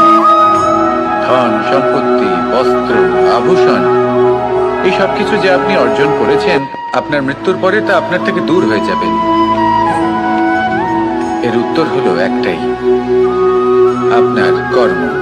শুধু সেটাই আছে যা একান্ত আপনার, আর শুধু সেটাই এই সংসার থেকে চলে যাওয়ার পরেও সংসারেই জীবিত থাকবে। যদি আপনি দুষ্কর্ম করেন, তাহলে এই সংসার আপনাকে একটি অনুচিত উদাহরণ হিসেবে মনে রাখবে যে এই ব্যক্তি খুব পাপী ছিল, অনুচিত কর্ম করতেন। যে পথে তিনি চলেছেন সেই পথে কারোর চলা উচিত নয়। সেখানেই যদি আপনি সৎকর্ম করেন, তাহলে সংসার চিরকাল এটাই বলবে যে খুব ভালো মানুষ ছিলেন, সবাইকে ভালোবাসতেন, সবাইকে সাহায্য করতেন, আমার খুব প্রিয় মানুষ ছিলেন। এটাই হলো শ্রেষ্ঠ কর্ম। সেই জন্য জীবনে শুধুমাত্র ধন সম্পত্তি আভূষণ এই সব অর্জন করতে গিয়ে নিজের মনোনিবেশ করবেন না। শ্রেষ্ঠ কর্ম করুন। সংসার থেকে চলে যাওয়ার পরেও এই কর্মই এই সংসারে আপনাকে জীবিত রাখবে। আসুন আমার সাথে ভালোবেসে বলুন, রাধা রাধা।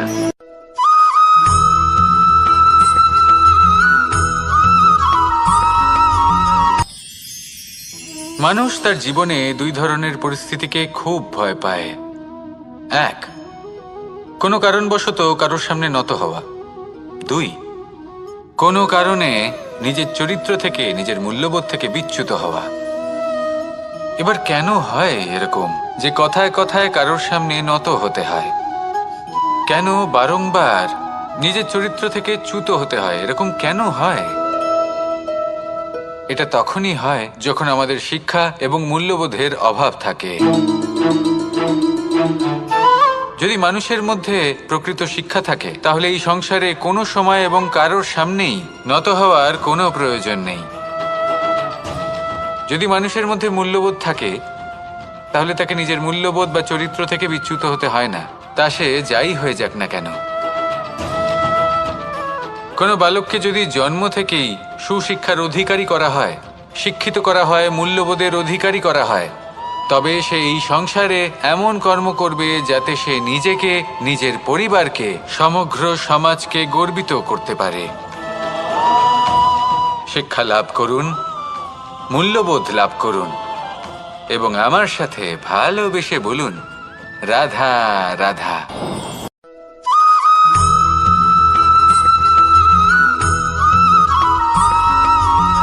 কথায় আছে যে এমন কোনো অক্ষর নেই যার দ্বারা কোনো মন্ত্র হয় না। এমন কোনো বনস্পতি নেই যা নিজেই একটা ঔষধি নয়। পৃথিবীর এমন কোনো ব্যক্তি নেই যার মধ্যে কোনো যোগ্যতা থাকে না।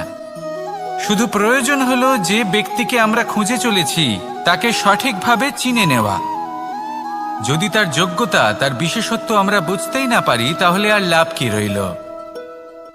এই সংসারে এমন অনেক ব্যক্তি রয়েছেন যারা ছোট ছোট অসফলতার কারণে আপনাকে এটা বলে দেবে যে আপনি কোনো কাজের নন, আপনি হলেন মূর্খ, আপনি কিছুই করতে পারবেন না। এইসব কথায় কখনোই বিশ্বাস করবেন না, কারণ আপনি এবং প্রত্যেকটি জীব এই পরমাত্মা এবং এই প্রকৃতির সৃষ্টি, যা অত্যন্ত বিশেষ। যদি আপনাকে উদাহরণ দিই, তাহলে একদিকে আছে তরোয়াল, একটা বড় লম্বা তরোয়াল যার দ্বারা যুদ্ধ করা যায়, জয়লাভ করা যায়। আর অন্যদিকে রয়েছে একটা ছোট্ট সূচ, কিন্তু যে কাজ একটা ছোট্ট সূচ করতে পারে তা একটা তরোয়াল দ্বারা সম্ভব নয়। এর অর্থ হলো এটাই যে প্রত্যেকটা রচনা অত্যন্ত অমূল্য এবং অত্যন্ত বিশেষ হয়। তাহলে বিশ্বাস রাখুন যে আপনি অত্যন্ত বিশেষ একজন, আর প্রেমের সাথে বলুন, রাধা রাধা।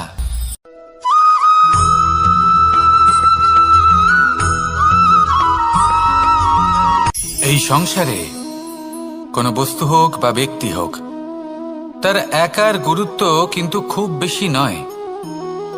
একটা উদাহরণ হিসেবে বৃষ্টির ফোঁটাকে ভেবে দেখুন। যদি একটি বৃষ্টির ফোঁটা হয় তাহলে তার খুব বেশি গুরুত্ব থাকে না, কিন্তু যখন সহস্র বৃষ্টির ফোঁটা মেঘের মধ্যে দিয়ে ঝরে পড়ে, তখন সেটা বর্ষার রূপ ধারণ করে। সেই বর্ষা যা এই প্রকৃতিকে শান্ত করে। সেইভাবেই পাথরের ছোট টুকরো তার খুব বেশি গুরুত্ব থাকে না, কিন্তু যখন অসংখ্য পাথরের টুকরো একত্রিত হয় তখন তা পর্বতের আকার ধারণ করে। সেইভাবেই কিছু মানুষ যখন একত্রিত হন তখন তৈরি হয় পরিবার, কিছু পরিবার যখন একত্রিত হয় তখন তৈরি হয় সমাজ, যখন অনেক সংখ্যক সমাজ একত্রিত হয় তখন তৈরি হয় রাজ্য। এবার এই রাজ্যের সবথেকে গুরুত্বপূর্ণ ব্যক্তি হতে পারেন রাজা, কিন্তু তাও সেই রাজা একা কিছু করতে পারেন না। যুদ্ধ লড়ার সময় তারও নিজের সৈন্যদলকে প্রয়োজন পড়ে। কিন্তু এই সংসারে এমন একজন ব্যক্তি আছেন যিনি একাই সব কাজ করতে থাকেন, এবং সেই ব্যক্তি হলেন মা। আমাদের জীবনে একজন পিতার ভূমিকা কিন্তু নিঃসন্দেহে অমূল্য, কিন্তু আমাদের সকলের জীবনে যে ভূমিকা একজন মায়ের তা অন্য কারোর থাকে না। একজন মা একাই সন্তানকে বড় করতে পারেন, সংস্কারী করে তুলতে পারেন, তার জন্য পরিশ্রম করেন। আর এত কিছু কাজ করার পরেও তার কাজের জন্য তিনি প্রশংসা অবশ্য পান না। উল্টে যদি সেই সন্তান অনুচিত পথে চালিত হয়, অনুচিত কর্ম করে, তখন সেই মাকেই অপবাদের পাত্র হয়ে উঠতে হয়। আমাদের জীবনে মায়ের যোগদান কতটা সেটা বুঝুন। আপনাকে বড় করে তোলার জন্য উনি কতটা পরিশ্রম করেছেন সেটা বুঝুন। আজ থেকে, এখন থেকে, এই মুহূর্ত থেকে মাকে সম্মান করতে শিখুন। যখন সময় পাবেন, যখন সুযোগ হবে, তখন তার প্রশংসা করুন, ওনারও ভালো লাগবে। আর মায়ের এই মমতার জন্য, তার এই ভূমিকার জন্য আসুন সবাই মিলে আমরা তাকে প্রণাম করি, আর সকলে মিলে ভালোবেসে বলি, রাধা রাধা।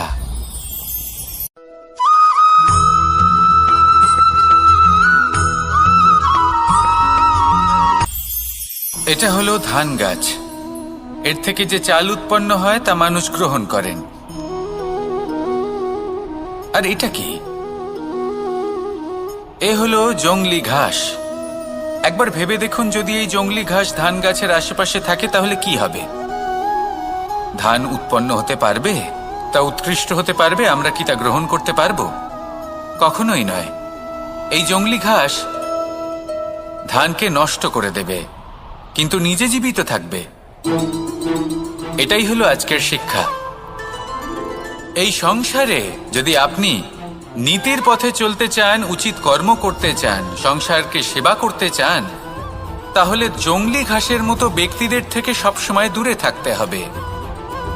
সেই ব্যক্তি যারা দুর্নীতি এবং মিথ্যা দ্বারা পরিপূর্ণ, যাদের ব্যবহার অশুভ, যাদের অনেক অশুভ গুণ রয়েছে, তারা সঠিক নয়। সেই সকল ব্যক্তি যাদের চরিত্র অত্যন্ত দুষ্ট হয়, তারা হয় শুভ চরিত্রের ব্যক্তিকে একদম নষ্ট করে দেয়, নয় নিজের মতো বানিয়ে তোলে।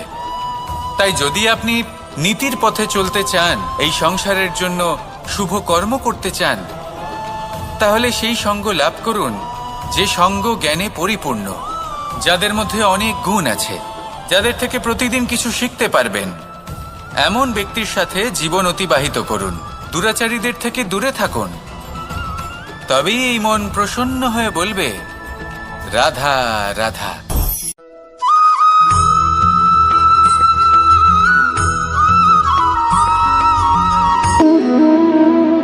সম্পর্ক হলো আমাদের জীবনের একটি আধার। কিছু সম্পর্ক এমন যে আমরা জন্মসূত্রে লাভ করি, যেমন পরিবার, মা, বাবা। কিছু সম্পর্ক আছে যে আমরা জীবনে অর্জন করে থাকি, তা সে প্রেমের হোক, স্নেহের হোক বা বন্ধুত্বের। এই সকল সম্পর্ক লাভ করার বা গড়ে তোলার 5টি ধাপ রয়েছে। প্রথম ধাপ, কোনো ব্যক্তির সাথে আলাপ হওয়া, তার সাথে কথা বলা বা তাকে দেখা। দ্বিতীয় ধাপ, সে ব্যক্তিকে আমাদের ভালো লাগা। তৃতীয় ধাপ, আমাদের এটা চাইতে শুরু করা যে জীবনে এই ব্যক্তি যেন আমাদের বন্ধু হন, আমাদের জীবনে থাকেন, বা আমাদের কাউকে ভালোবেসে ফেলা। আর এটা আমাদের ভাবা বা চাওয়া যে সেই ব্যক্তি যেন আজীবন আমার সাথে থাকেন, আমার জীবনে আমার সাথী হয়ে। চতুর্থ ধাপ, লাভ করা। এবার এই ধাপটি অনেক মানুষের পক্ষেই খুবই সরল হয়, বড়ই সরলভাবে নিজেদের সঙ্গীকে লাভ করে থাকেন। কিছু মানুষের জন্য এই ধাপ অত্যন্ত কঠিন হয়ে থাকে। অনেক প্রতিকূল পরিস্থিতির উপর জয়লাভ করে তারা সঙ্গীকে লাভ করেন, কিন্তু লাভ অবশ্যই করেন। এরপরে আসে পঞ্চম, অন্তিম এবং সব থেকে গুরুত্বপূর্ণ ধাপ। সেটা হলো সেই সম্পর্ক পালন করা। এটা হলো এমন এক বিষয় যা প্রত্যেক মানুষের শেখা উচিত। যদি ব্যক্তি নিজের জীবনে সম্পর্ক রক্ষা করতে শিখে যান, তবে প্রত্যেক সম্পর্ক তার জীবনকে স্বর্গ করে তুলবে। আসুন আর আমার সাথে ভালোবেসে বলুন, রাধা রাধা।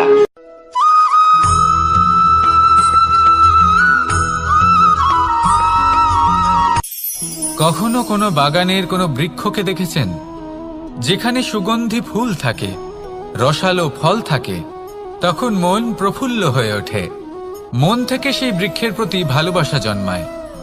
কিন্তু যিনি বাগানের মালিক, শুধুমাত্র তিনিই জানেন যে কিভাবে এই বৃক্ষকে আগলে রাখতে হয়, কিভাবে তার পরিচর্যা করলে এতে সুন্দর সুগন্ধি ফুল হবে, রসালো ফল হবে। কখনো কখনো প্রয়োজনের থেকে বেশি রোদ পেলে এই বৃক্ষগুলি শুকিয়ে যায়, প্রয়োজনের থেকে কম রোদ পেলেও এই বৃক্ষ কিন্তু শুকিয়ে যায়। প্রয়োজনের থেকে কম জল যদি পায়, এই বৃক্ষ শুকিয়ে যেতে পারে। প্রয়োজনের থেকে অতিরিক্ত জল যদি পায়, তখনও এই বৃক্ষের শিকড়গুলি নষ্ট হয়ে যেতে পারে। এবার এটাই কিন্তু আমাদের সংসারের সাথেও হয়।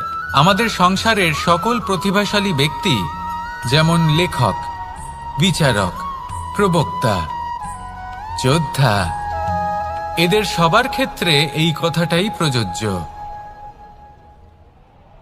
যদি বেশি প্রশংসা করা হয়, তাহলেও এরা হারিয়ে যাবেন। প্রয়োজনের থেকে বেশি যদি নিন্দা করা হয়, তখনও তারা নত হয়ে পড়বেন।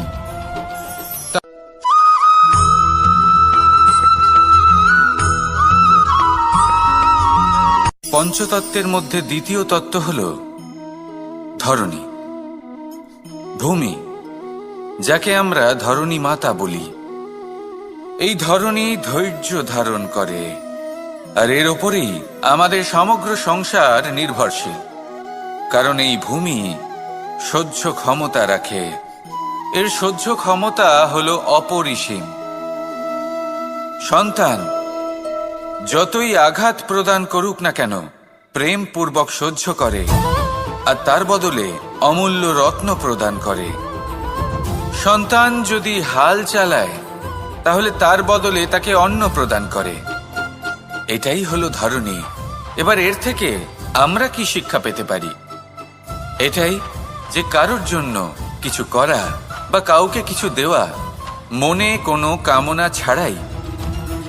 আর এই কথাটা বুঝে যান, যদি কারোর জন্য কামনা না রেখে বা কোনো পাওয়ার আশা না রেখে কারোর জন্য কিছু করেন বা কারোকে কিছু দেন, যদি এটা আপনি শিখতে পারেন, তবে আপনি ভালোবাসতে শিখে গেছেন। আর সেই জন্যই এই ধরিত্রীকে মাতা বলা হয়। কারণ মাতা শুধু উনি নন যিনি গর্ভে সন্তানকে ধারণ করেন, মাতা তো উনিও যিনি জীবন বাঁচতে শেখান, যিনি জীবন বাঁচার উদাহরণ প্রদান করেন। তাহলে ধরণীর থেকে এই নিঃস্বার্থ ভাব শিখুন, নিঃস্বার্থ ভালোবাসা শিখুন, আর এই ভালোবাসার সাথেই বলুন, রাধা রাধা।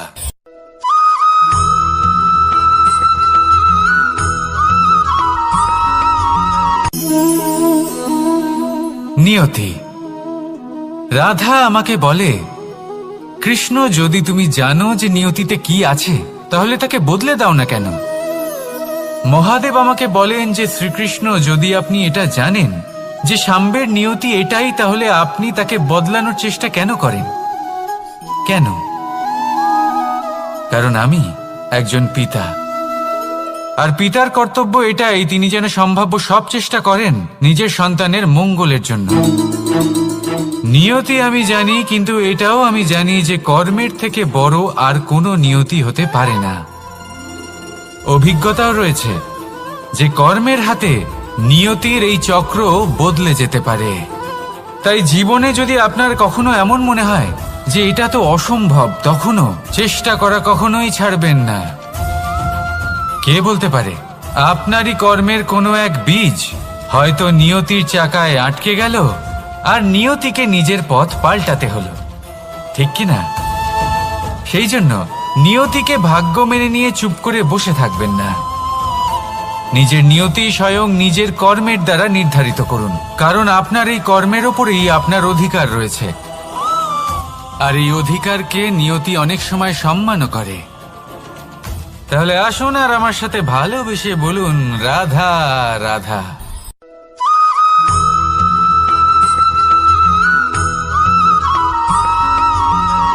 মানুষ ভাবেন যে ধন অর্জন করা হলো অত্যন্ত গুরুত্বপূর্ণ। তিনি আজীবন ধন অর্জন করতে থাকেন, ধন অর্জন করার চেষ্টা করতে থাকেন। সে যাই হয়ে যাক না কেন, পরিশ্রম করতে থাকেন।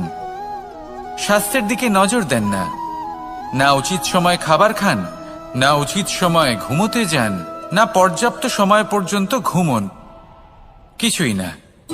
ধন অর্জন করতেই থাকেন, করতেই থাকেন। আর কিছু সময় পরে যখন তিনি অসংখ্য ধন লাভ করে ফেলেন, তখন তার সাথে ওনার শরীরে অনেক রোগ বাসা বাঁধে। এইসব রোগের উপচার করতে করতে সেই সমস্ত ধন যা উনি অর্জন করেছেন তা তিনি ব্যয় করে ফেলেন।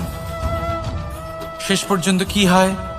আমরা যেভাবে এসেছি ঠিক সেইভাবেই ফিরে যাই, ধন এখানেই থেকে যায়। দেখুন, একটা অত্যন্ত গুরুত্বপূর্ণ কথা রয়েছে যে আপনার বোঝা উচিত। এই যে ধন, তার ব্যবহার করুন জীবনকে আরো ভালো করে তোলার জন্য। ধনের সদ্ব্যবহার করা উচিত, এমন যেন না হয় এই ধন আপনাকে ভোগ করে ফেলে। এই জীবনকে নিশ্চিত রূপে আরো শ্রেষ্ঠ করে তুলুন। কিন্তু এই ধন অর্জন করার এই প্রক্রিয়াতে নিজের সারা জীবনকে নষ্ট করে ফেলবেন না। এই জীবন উপভোগ করতে শিখুন। আর আমার সাথে ভালোবেসে বলুন, রাধা রাধা।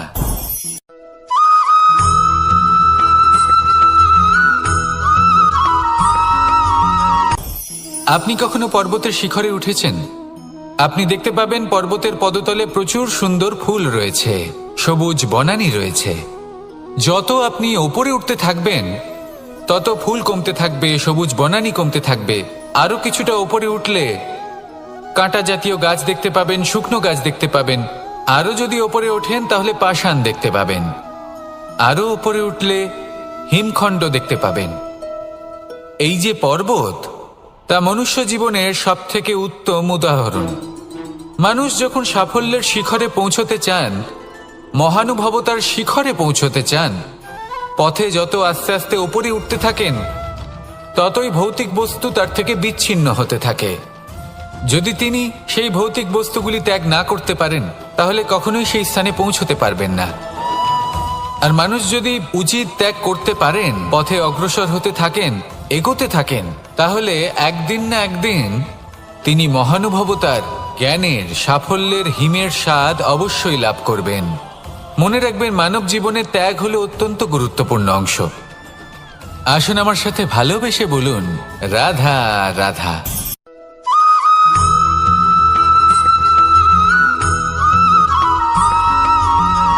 কেউ বলে জীবন খুব ক্ষণস্থায়ী, কেউ বলে জীবন হলো একটা সুন্দর স্বপ্নের মতো, আবার কেউ বলবে জীবন হলো এক কঠোর সত্য।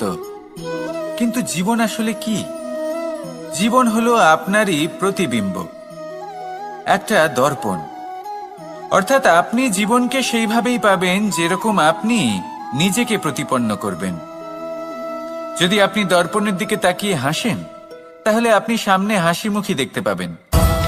এবার যদি আপনি গম্ভীর হয়ে থাকেন তাহলে আপনি একজন রুষ্ট ব্যক্তি দেখতে পাবেন। শেষে সবথেকে বেশি গুরুত্বপূর্ণ হলো আপনার চেষ্টা। আপনাকে সবসময় চেষ্টা করতে হবে যাতে আপনি নিজেকে প্রসন্ন এবং ইতিবাচক মনোভাবে রাখেন। এটা হলো আপনারই উত্তরদায়িত্ব, তাকে পালন করুন। এই মনকে প্রসন্ন রাখুন, এই সংসারকে সুন্দর বলে মনে হবে। আর এই মন প্রসন্ন হয়ে বলবে, রাধা রাধা।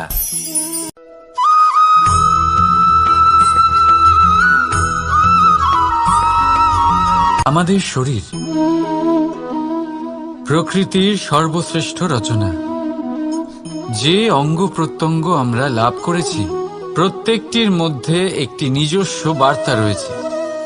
একটু ভেবে দেখুন, দুটি চোখ দিয়েছে দেখার জন্য, দুটি কান দিয়েছে শোনার জন্য, নাসিকাও আছে দুটি, দুটি হাত দিয়েছে দ্বিগুণ পরিশ্রম করার জন্য। কিন্তু জীব শুধুমাত্র একটি। তার উপরেও তীক্ষ্ণ বলিষ্ঠ দাঁত দিয়েছে তার রক্ষার জন্য। কখনো ভেবে দেখেছেন কেন?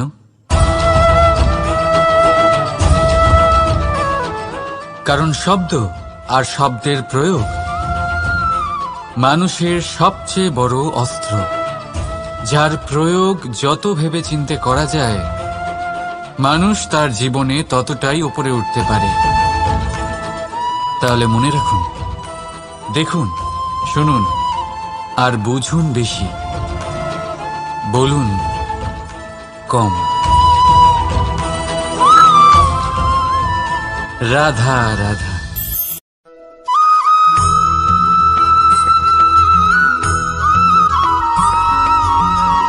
জীবন কিসের উপর নির্ভরশীল? ধনের ওপর? বৈভবের অনুভব যদি আপনি করতে চান তাহলে তা পাবেন শুধু একতার দ্বারা, সংগঠনের দ্বারা। যদি আপনাকে উদাহরণ দিই, নিজের এই হাতটাকে দেখুন, 5টা আঙুল রয়েছে। কোনো একটা বস্তুকে নিজের একটা আঙুল দ্বারা তুলে ধরার চেষ্টা করে দেখুন, বড়ই কষ্ট হবে। তখন আপনি বুঝতে পারবেন যখন এই 5টি আঙুল একত্রিত হয় তখন কোনো কাজ কতটা সহজ হতে পারে। এটাই হলো শক্তি একতার। সব থেকে ভালো উদাহরণ যদি আপনাকে দিই তাহলে বাঁশি। এই বাঁশি থেকে অত্যন্ত মধুর সুর নির্গত হয় যা সবার মন প্রসন্ন করে দেয়। এই কথা সত্যি, কিন্তু এই বাঁশি আমি একটা বা দুটো আঙুল দিয়ে বাজাতে পারবো না। আমাকে প্রত্যেকটা আঙুল ব্যবহার করতেই হবে, তবেই এর থেকে মধুর সুর নির্গত হবে যা সকলকে প্রসন্ন করবে, ঠিক কিনা? ঠিক এইভাবেই যদি আপনি চান যে আপনার জীবনরূপী বাঁশি থেকেও মধুর সুর নির্গত হোক বা সবার মনকে প্রসন্ন করে তুলুক, তাহলে আপনাকেও জীবনে একতা নিয়ে আসতেই হবে। আপনি একাও কর্ম করতে পারেন, পথ চলতেও পারেন, সামনেও এগোতে পারেন, সাফল্যও লাভ করতে পারেন। কিন্তু যখন সকলে একসাথে এগোবেন, সেই পথে চলবেন, সেই কর্মই করবেন, তখন লক্ষ্যে অবশ্যই পৌঁছবেন, সাফল্য অবশ্যই লাভ করবেন। কিন্তু সেই সাফল্য এবং তার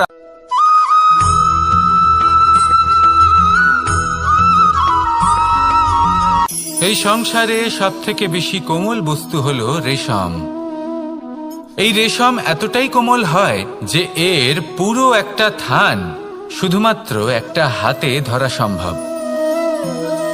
কখনো ভেবে দেখেছেন এই রেশম কিভাবে হয়?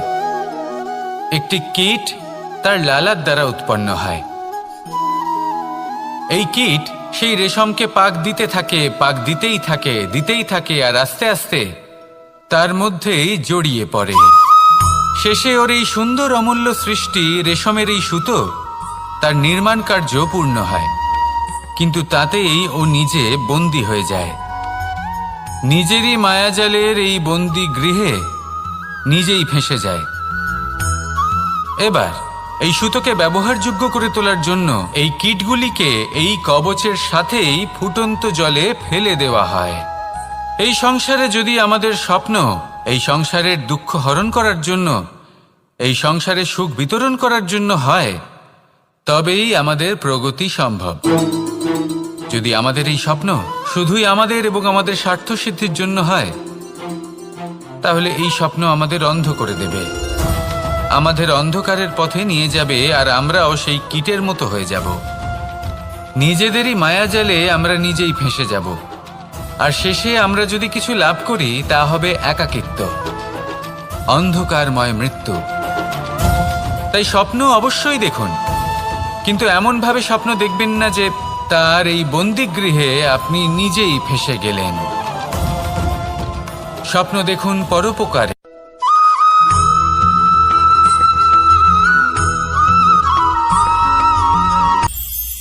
এটা হলো ধান গাছ।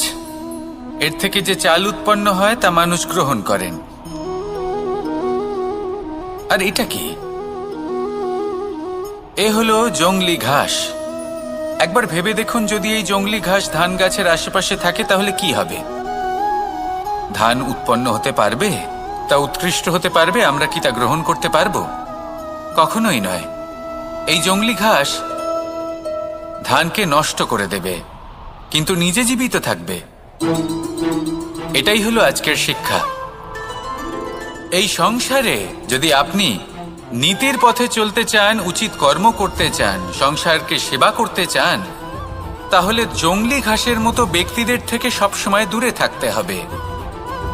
সেই ব্যক্তি যারা দুর্নীতি এবং মিথ্যা দ্বারা পরিপূর্ণ, যাদের ব্যবহার অশুভ, যাদের অনেক অশুভ গুণ রয়েছে, তারা সঠিক নয়। সেই সকল ব্যক্তি যাদের চরিত্র অত্যন্ত দুষ্ট হয়, তারা হয় শুভ চরিত্রের ব্যক্তিকে একদম নষ্ট করে দেয়, নয় নিজের মতো বানিয়ে তোলে। তাই যদি আপনি নীতির পথে চলতে চান, এই সংসারের জন্য শুভ কর্ম করতে চান, তাহলে সেই সঙ্গ লাভ করুন যে সঙ্গ জ্ঞানে পরিপূর্ণ, যাদের মধ্যে অনেক গুণ আছে, যাদের থেকে প্রতিদিন কিছু শিখতে পারবেন। এমন ব্যক্তির সাথে জীবন অতিবাহিত করুন। দুরাচারীদের থেকে দূরে থাকুন। তবেই এই মন প্রসন্ন হয়ে বলবে, রাধা রাধা।